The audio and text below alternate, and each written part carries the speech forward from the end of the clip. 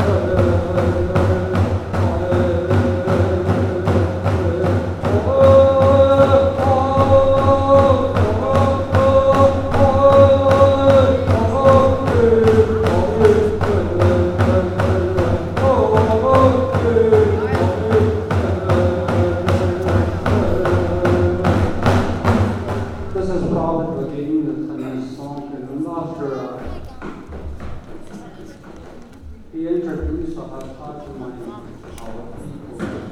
People start water. People don't kill each other anymore. Before that, people fighting and put up a war for territories. But after that, people stop. People don't kill each other anymore because we told people about what is right, what is wrong. And at the end, his son-in-law shot him down at second area. Prophet Magdalena.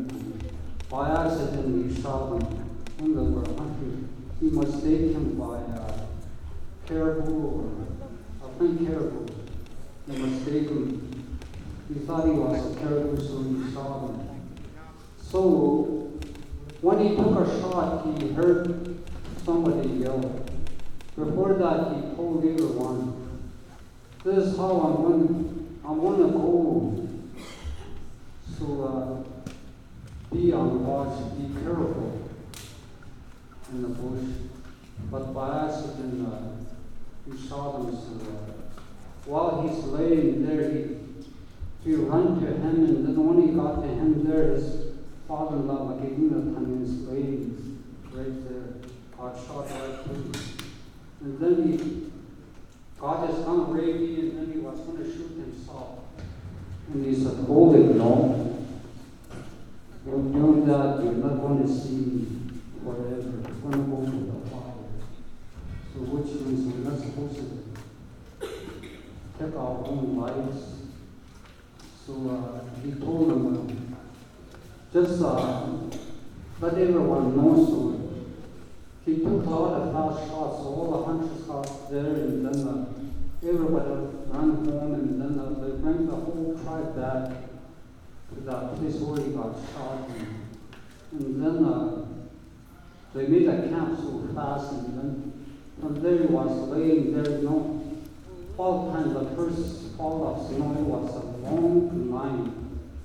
But they just keep the fire going, and then he tell them about heaven and talk to everybody, and then he told everybody to not feel back to the words my son and because he never do that on his own. It's accident, his own seeing in heaven after him. So he talked to people about God all night. And then when the morning is coming, he said, good enough, get me water. They gave him the water, he drank that and he passed on. That's probably what he did that time. But the story I want to share with you. As a storyteller and then a lead singer, we know about the prophet stories. We hear about a lot of stories from them. That's why some of you read that Trail to Heaven. That story is on the book somewhere. This is not about getting the kind of story. I want to sing the last song here.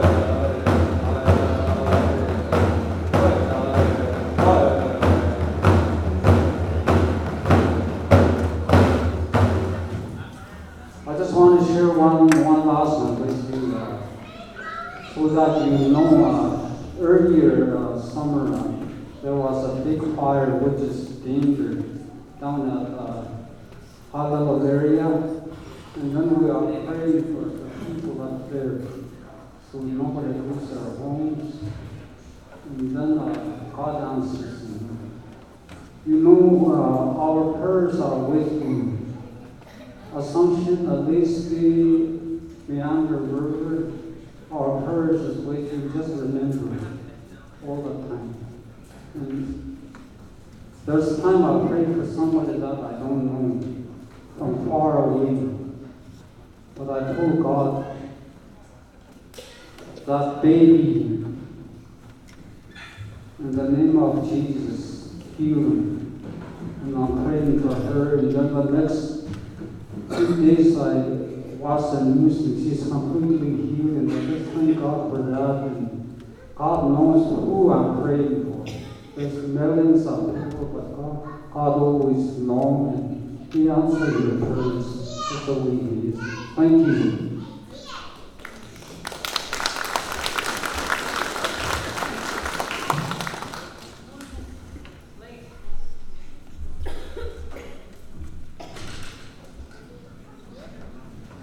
Well, the day is going so fast. How's everybody feeling? Getting tired? Not elders. What are you talking about? Elders don't get tired. We just want to keep going. Yeah, it's been a while. It's been a long day. So, anybody else want to come and share? There was actually a really interesting thing that happened when we went down to bush camp. And then the elders talk about it. Maybe you can come up, Steve. Come on up and say that again. You want to come back up? Please come on up and tell everybody what you told us. As I think it's very, very profound in terms of wisdom. You know, when you really know something, this is one of those. To really know about something about language or culture, who we are as people. It was brought up at the camp. We made a little fire and we tell stories. This was brought up, so I think it's important that we share it.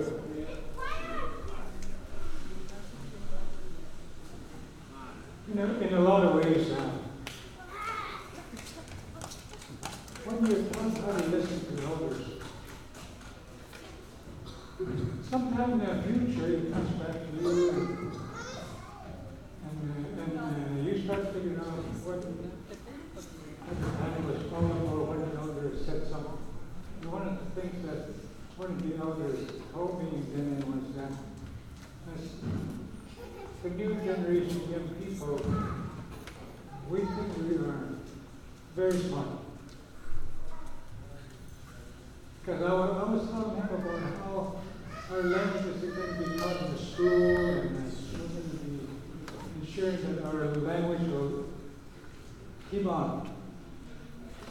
And that's when they told me that then the love, what's it there? It means when we speak to me.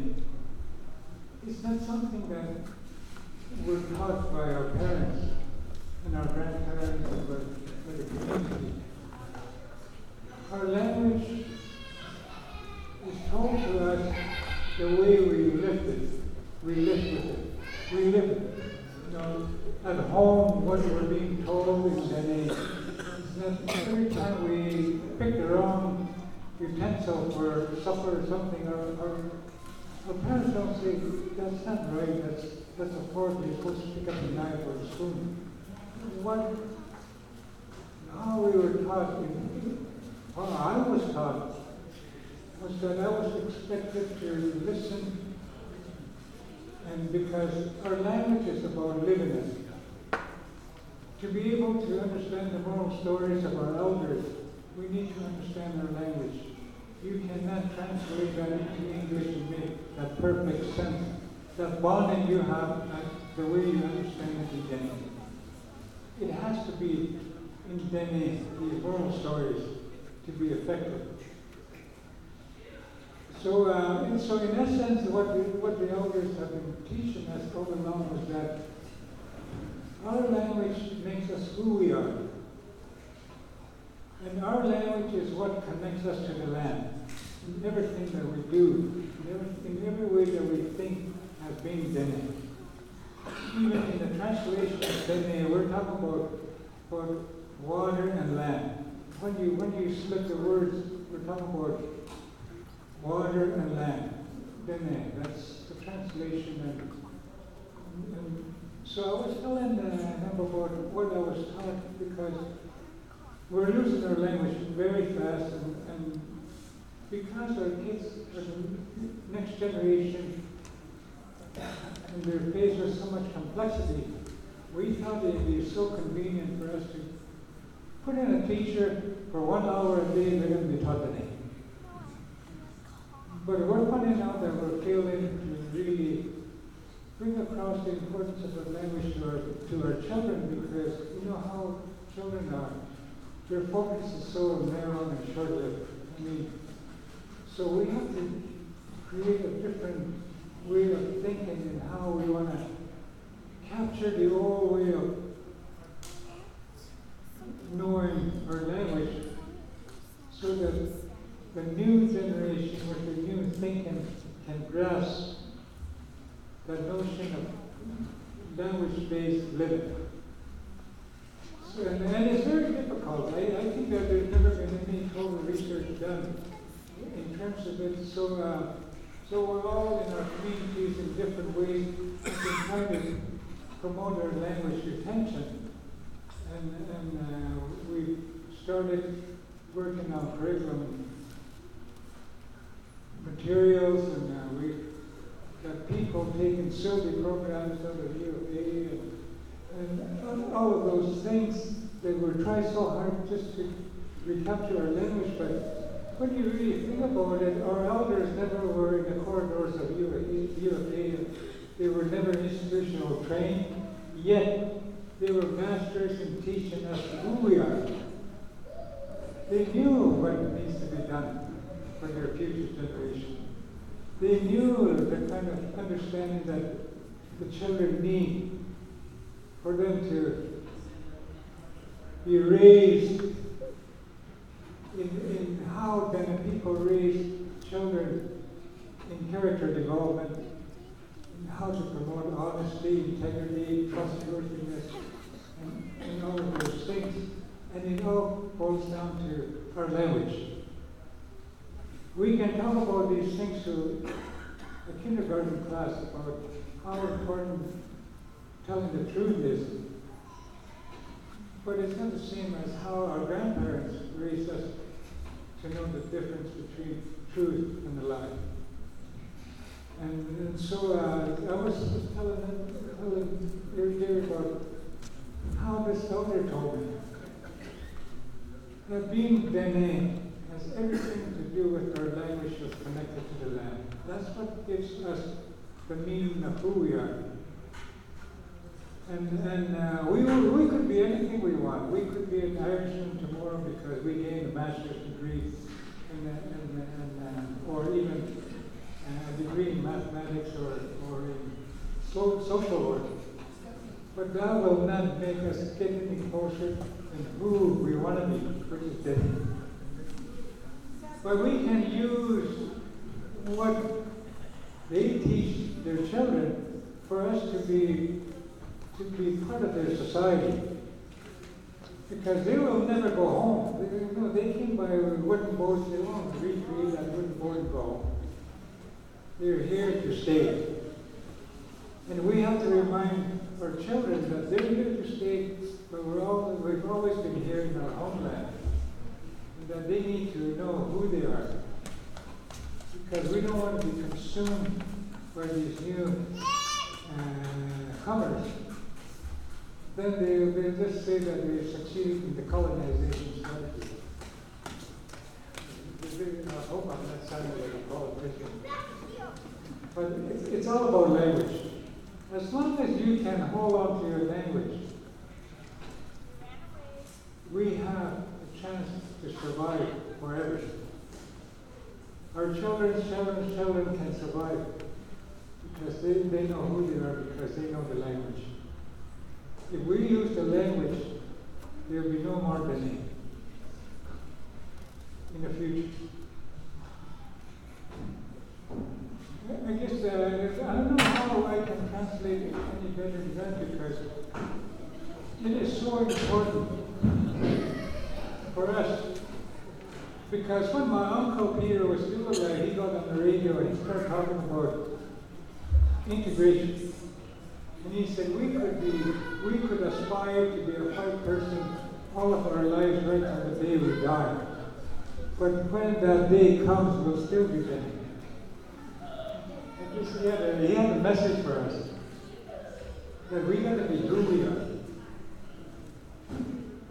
So that, because I have a lot of educated friends who are half German, half Irish, half English, half Lebanese. And I said, I call them, hey buddy, how does it feel to be a mongrel?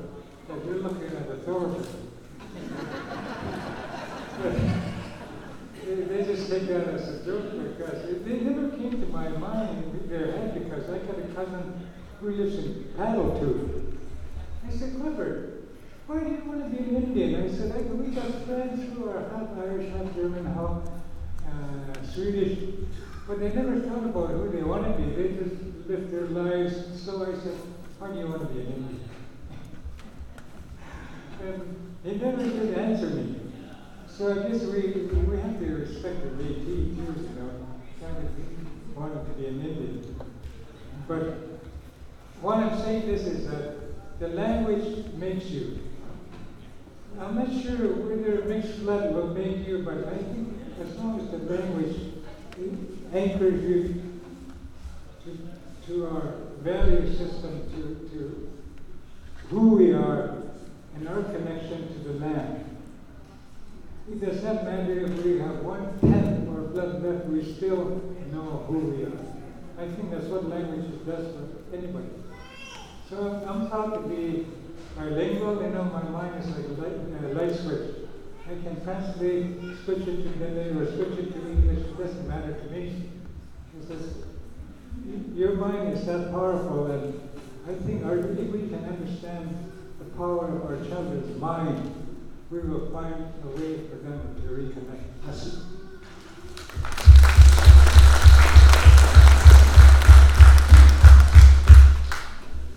Wow, now we're getting fancy now with our thinking.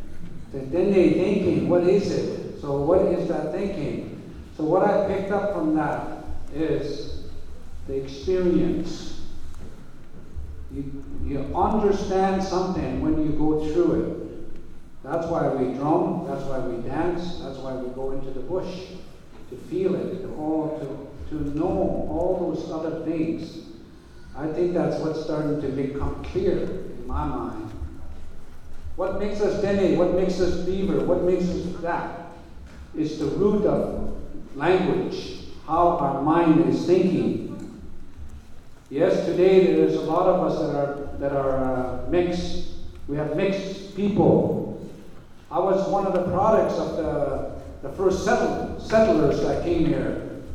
My dad was a white cowboy. I think, one of these days we're going to make a movie. It's going to be way better than Dances with Wolves. I think we're going to call it Dances with the Beavers. So of course, handsome cowboy coming into this country, meet a beautiful Indian woman. I'm the product of that. A lot of us are like this, where we're mixed, but I was raised by my grandma. That's why I took the Indian path, in the Indian way. When I was young, my grandma said to me, you're different. She was right.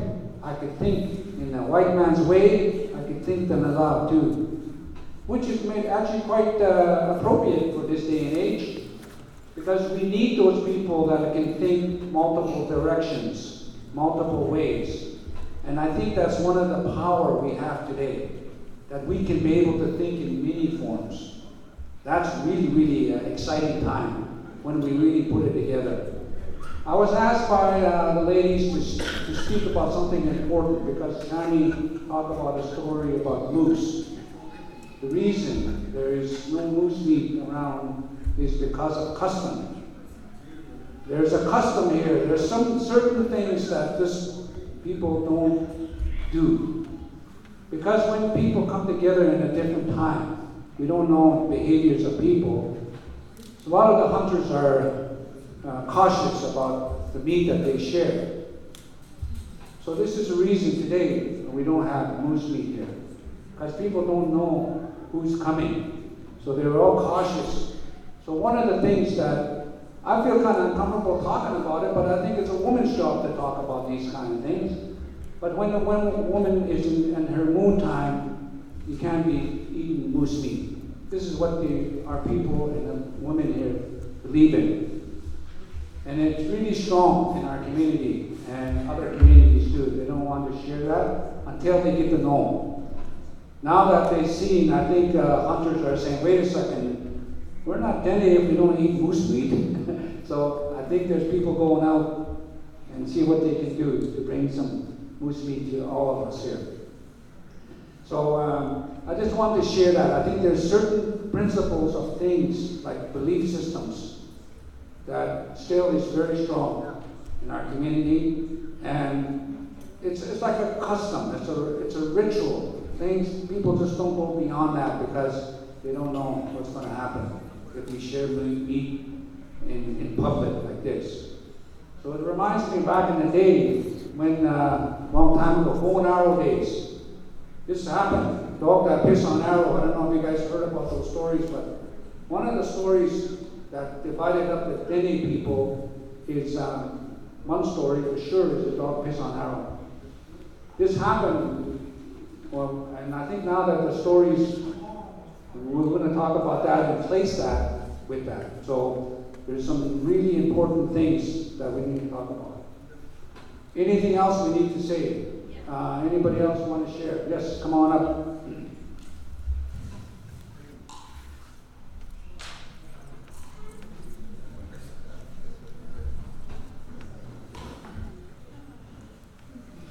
So one thing that's important to me that we talk about tomorrow is treaty and what that means, because our partners have seemed to forgot that it's peace and sharing. And I think that we need to find ways to bring our stories to the people we share them around with. Just so they can learn about who we are. And I see that through the Truth and Reconciliation, they're bringing the learnings into the Alberta school system. We talk about having our own Dene school and Beaver school, but I think it's a huge component that needs to be into our school systems about the real story, because there's still stories in our curriculum in this province and across Canada and around this world that is not true. And our kids are still learning that. But because we're not there and they flip through those books, we don't know that. And they need to be proud of who they are. So I think it's important that we talk about treaty and how do we bring up treaty and what that meaning is, and how do we instill that into our kids so that they can share that story too. So, merci.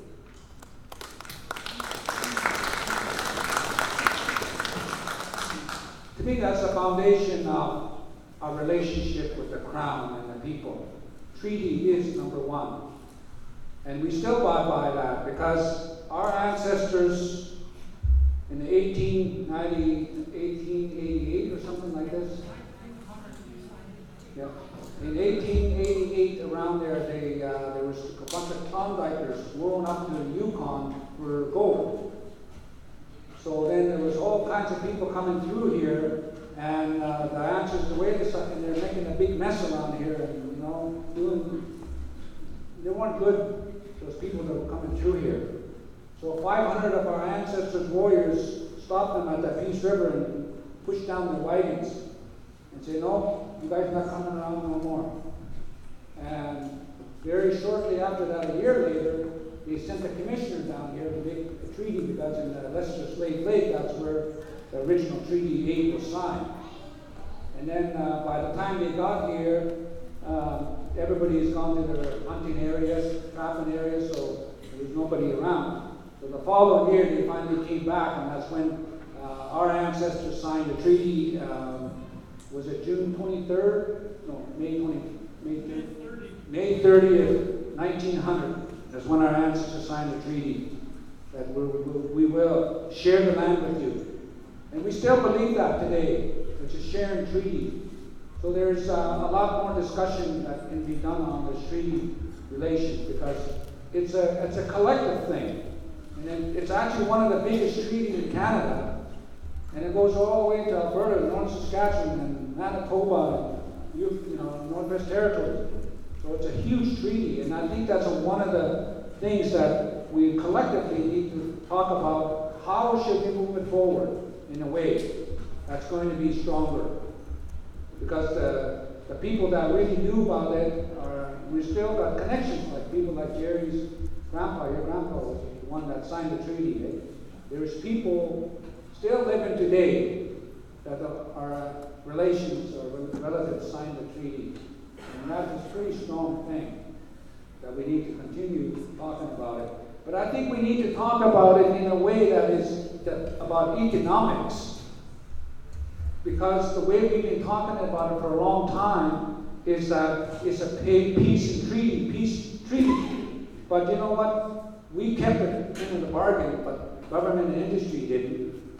So we need to be able to, wait a second, how do we change that? Do we change our narrative and say, wait a second, from now on we want a business treaty? Maybe that's the way to connect everybody back together. If we approach it from a business point of view, anything that they take out of the land, they have to share it with us. So that's a thought that we need to think about. Certainly, as council, that's what we are pushing for. Anybody that comes to our territory has to give us some kind of benefit for elders, programs, language, all those things that we think is important piece. Anybody else want to come up and say a few things here? If not, here's some of the things that some of the things that's coming back to me is this shift. People are now writing things up and say, the question I asked later on just in our early afternoon, what makes us who we are as Dene people? Some of the things, ideas. Language, of course, it's being talked about, it's coming over and over. Language, the root of who we are, how we think in our mind. That's a very, very important piece because sometimes sometimes people got twisted mind. But how do we help them?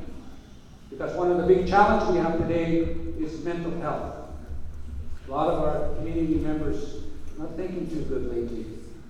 And then of course it's got the addiction and all that stuff that goes with it. But we need to figure out how to do that. So language could be a way to bring that. Collecting medicines and herbs from the land. One of the big things about, in the treaty, it talks about medicine chest. Where is that medicine chest? That medicine chest is out in the bush. We need to collect that because we need to show the government this is how we want the medicine to come. Really important things is happening is that a doctor can come in here from 9 to 4, 5 minutes. That's all you got. You're going to say, oh, my arm is sore. So you're going to come in there, you're going to give you something. The next time you come back and say, my left arm is sore now. He'll give you something else. Before you know it, you've got 4 or 5 different pills that you're taking. Makes you more sick. So we need to talk about that because that is wrong. We need natural health, natural medicines. This is what our people have been telling us for years. We need our own medicines. But not the kind of medicine we're talking about. There's some people thinking that it's bad medicine. I mean, not that. We're talking about health medicine. Something that's going to make us our health. Other things are songs and drumming, which we've been demonstrating, dancing.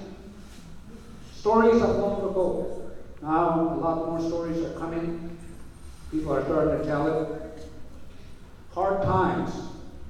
What does that mean? Overcoming hard times. That we are tough. Tananat sa talay. Maya sa tanasya. One that nalat sa talay. We're strong. We're strong people. We know how to overcome hardship. But now we're passing that too. We're passing that stage where we have to always do hard times. We don't need to be stuck there. Now we've got to figure out how to manage our wealth. It's a whole different thing. Elders, youth, women, and children coming together like we are today. Hunting, trapping, camping, living off the land. That's another piece. Dance, of course, we want to dance. That's what we feel good about. Another important thing is dreaming ahead. When we dream, because we come from prophets. My grandpa was a prophet. Before him, there was a prophet. So in our family, we have a long line of dreamers, Machine, and lots of family members are still connected to them. Their family are dreamers. So what today, and how that translates today, is like we make a plan of action. Health and wellness, culture identity, economic development, arts and culture, to make people feel good about who they are. But number one thing for us, health and wellness. If we don't really get a hold of that, because a lot of our elders and people are unhealthy, we need to help them do that. Alternative health is another thing. More and more people are dying of cancer. We don't know where it's coming from, but it's generations, I think. The things we eat, the things that's in our environment, those kind of things are starting to really show up. So what are we going to do about that? Knowing our places on the land, like sacred places. We have sacred places everywhere in our territory. Places where dreamers composing songs, rocks, spiritual places where we go camping. There's all kinds of places in our land that are sacred. We need to maintain those connections to those things. Of course, spirituality is an important piece. They said, not cheating, dreamers. We're still connected to them. We still sing their songs. The wellness and strength and really is to take a look at all of our mental health, our spiritual, physical health, emotional health. All they have to come together. They can't be separate. That's an important piece. That Steve, when you were talking about that, you have to experience the life, the language, where the Western education system is separation. You've got to separate all these different things in order to understand anything. I don't think it's any way. I think any way is a completeness. We've got to do all of it together. Thinking and feeling, behavior, connecting our ways. How we're thinking and what are we feeling. We need a place to be able to express that idea. Because a lot of times our communities, when we were growing up, be quiet, they tell us that. Well, if you're quiet, then how are you going to express yourself? Right? So I think it's, some things are a really good way of being, but today, how are we going to be able to become what we truly are as people? We've got to have a place where kids can express themselves. Like something creative, maybe, creative solution, creative therapy, art therapy. Actually, Sammy and I did one a couple of years ago. We call it Elder Telling Story, Kids Painting Story. So we had a whole bunch of kids. Their job was to listen to the elder speak about the story, and they had to paint it. And we didn't know how it was going to happen, but there was some people that just sat there and listened to the story, and then they painted it. Others were painting while they're listening. So what we noticed was that there was different ways of learning and expression of that idea. So when we say, well, kids don't listen, well, that's not true. They do listen. But it has to be fun for them. It's got to be creative, a way for, okay, I'm hearing this truth, I'm going to express that idea. So that's a good program. We want to really implement that. Elder telling a story, kids painting. So that's an innovation way of thinking, feeling, hearing. Sense of community is what people are saying now. How do we build our sense of community? What is that? How do we make it come together? Well, one of the things we do today is we listen to the people. Just like today, we're all here listening to one another to find out what we're going to do as many people, at the basking. How are we going to move forward? Another thing people are talking about is knowing yourself. What is knowing yourself? If you know yourself, that's what the elders used to say. So you would know something. Is that part of knowing yourself? There's lots of gifted people in our community, and how do we recognize giftedness? That's a really interesting time, because there is some gifted people in our community as we speak. They hear things that our ancestors heard. And how do we create a space for them so that they can develop those skills? It's just the same thing as hunting skills, trapping skills, all those things. People did it and practiced it and became good at it. Now we're talking about young people that are gifted, and how do we support them? Hard work daily. Well, I think our ancestors, a lot of people talk about, we hear the rhetoric of Indians not paying taxes and they're just drinking all of that. That's not true. We know that. We are hard workers. Clarence Louis used to talk about, those of you that don't know Chief Clarence Louis, he's one of my friends. He always talked about the idea that some of the breaking down the myth of Indianness. He said, people say that we didn't work hard, but that's not true. Our grandparents and our mothers, grandparents work really hard every day. So we know how to work. So let's pass that on and teach that to the next generation and others. Moose hide clothing, moose hide making, that's hard work. If those of you that had an opportunity to learn about what that hard work is, ask me. 80 years old, still making hides. But not Satalan, she's tough. One of the things that really fascinates me is about our designing system. The Dene people are one of the most amazing designers in the world. We had, actually from way up north, you had Temsika.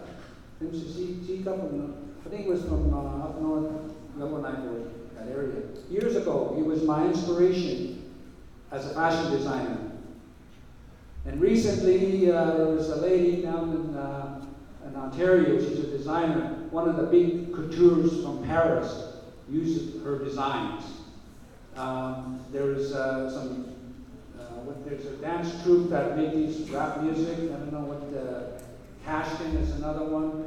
There's all kinds of things. Brian Jungian, our band member, he's one of the most famous artists in the world. He makes things out of ordinary things, like Nike shoes, and he'll tear it all apart and make Indian masks out of them. Or he would take a golf cart or a golf court, a bag of golf for bags, golf thing, and he'll turn it into totem poles. Just really innovation in our design. Where did that design come from? The flower design. Everywhere you look, Dene got flower design. Did you know that there's five designs in the floral design of Dene? Really interesting. To me, that 5 design means 5 senses. So we need to study those things, and then we can create a school out of it about studying how people make these beautiful things. A design school for Dene people would be interesting. Our belief system. Where are we? Today we are mixed with a lot of different things and how we think. This painting over there is a representation of Grandma and Grandpa telling a story about Mosquito Man and animal people, and then the warriors and the dreamers, and all the way back down to giant animal days. And in that circle, people dancing together is really the dimension of the circle, which we call the sacred design. Sacred design is like sacred places when people come together and dance. And then those two white lines, those are trail to heaven, trail to the spirit world. There's a really interesting thing about our thinking. I'm reading a book called Mapping Heaven. And this is the book, my sister just gave it to me recently. And this guy did a study on all the different people that had death experiences. They died, and then they came back. They say the same thing. The same thing is being told by many thousands and thousands of people, that they actually see that there's another world, another spirit. Just the same as what our ancestors, dreamers, talk about. And they map out the places. We're all there. There was a lady from McLeod Lake. I can't remember her name. A few years ago, we went and drove over there, and they had these dream maps. And she said, I said, hey, I heard that there's somebody in the community has dream maps. Can you tell us who it is? And she said, oh, that's me. I got it, she said. Oh, yeah, the elders want to see it, she said. And he said, oh, okay, I'll bring it to you tomorrow. So she bought these 4 dream maps made of beaver hides. She laid them out. She said, I was right here. First time I was right there, second time I was there, third time I was right there. I just about made it, but they told me I gotta come back. Similar story about Nachin and all that. They all make it to this different levels of spiritual level of understanding and knowing. That is the belief system. And a lot of beaver and older people know about those things, so you need to talk with them, and they'll tell you.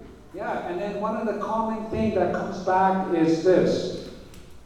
I dreamt about my grandma. Oh, I dreamt about my brother that passed away. I dreamt about my father. And you know what? They all come back perfect. At their prime time, when they're around 30 years old or something, they're just brand new. So there's a consistent things that happens with a lot of Beaver Indian stories. Discipline. Another part of it is discipline. Waking up early, working hard, using your hands. Only atente. Grandma used to say to me, only at kasutin chije, anale, ne la on la. If you want something, you make it. You got your hands. It's a discipline thing. We need to be able to bring that back up. Maybe it's a Dene school thing, where we have to be able to show the discipline of how to make these things. Use your hands to do things. I think that could be a really good thing, even if we tied it with the design concepts. Ethics, code of ethics. What do we believe in? Just like I was telling you about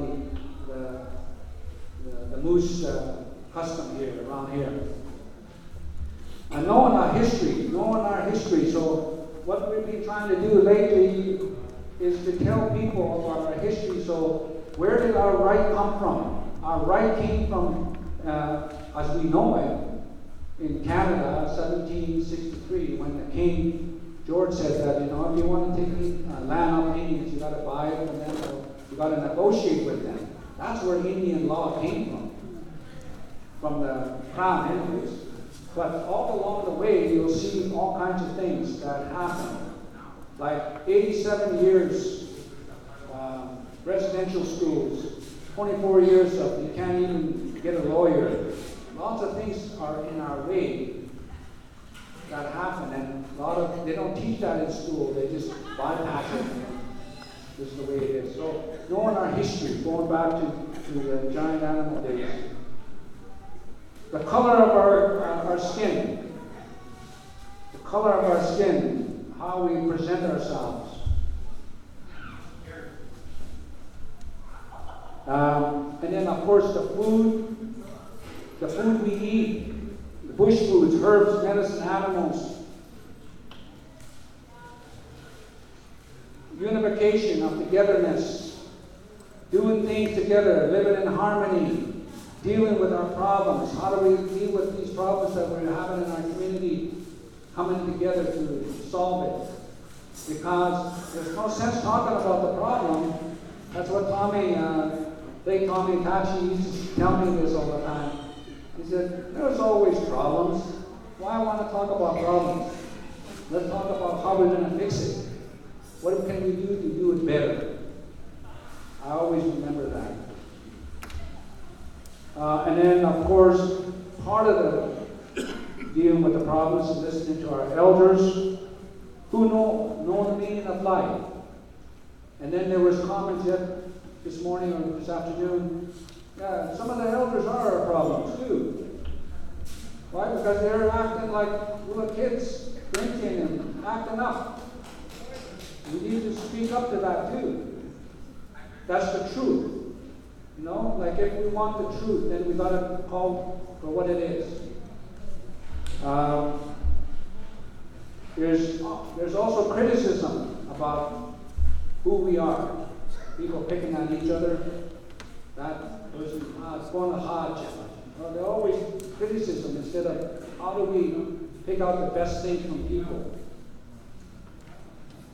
And then to live in spirit, to live in the way we want to live.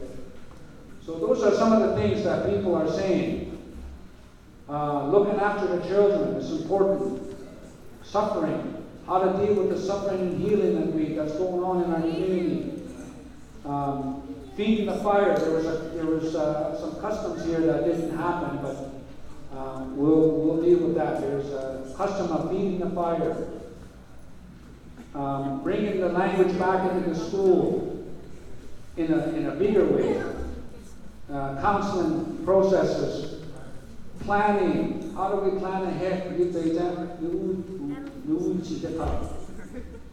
So these are some of the things we heard today. And what should we do with this stuff?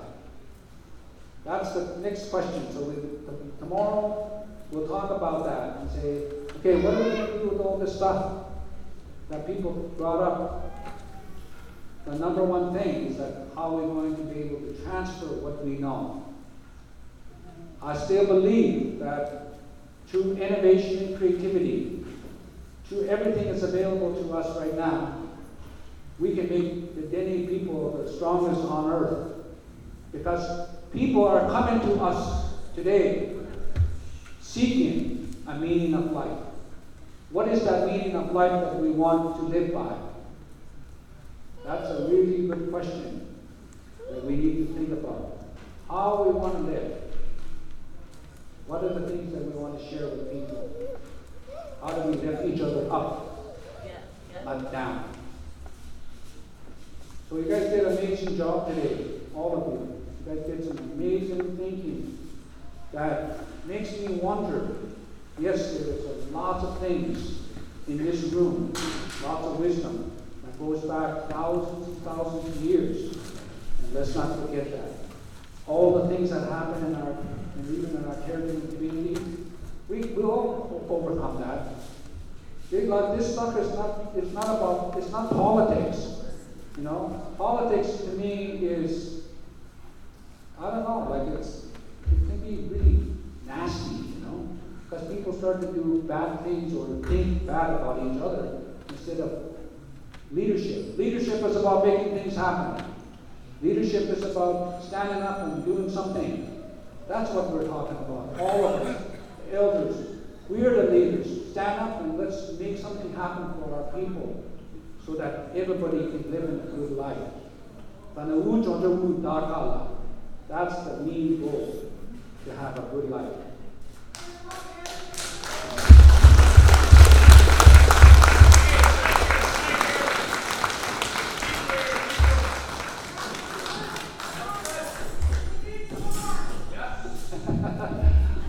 I don't want to.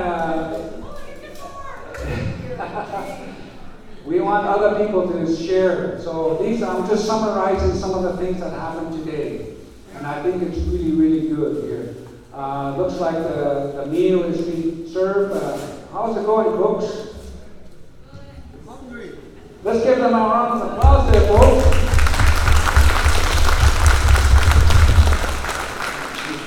They're going to give us some nourishment again. And I really, really appreciate that. We try to encourage our members to really step up to the plate and do the work. But we also got to pass on the custom. So all the young people, make sure that the elders are fed first. Yeah, and then Jerry's going to do a prayer. Just wait, you guys, before we get ready to do a prayer.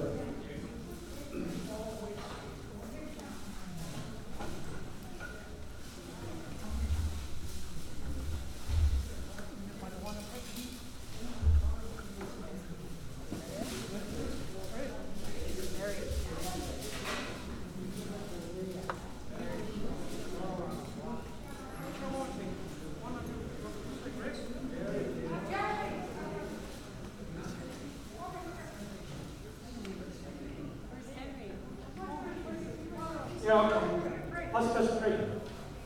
Okay, our Lord, we just pray that you be with us from the visitors too, Lord. We just commit the rest of the evening into your hand. We ask for unity again. Thank you. Amen.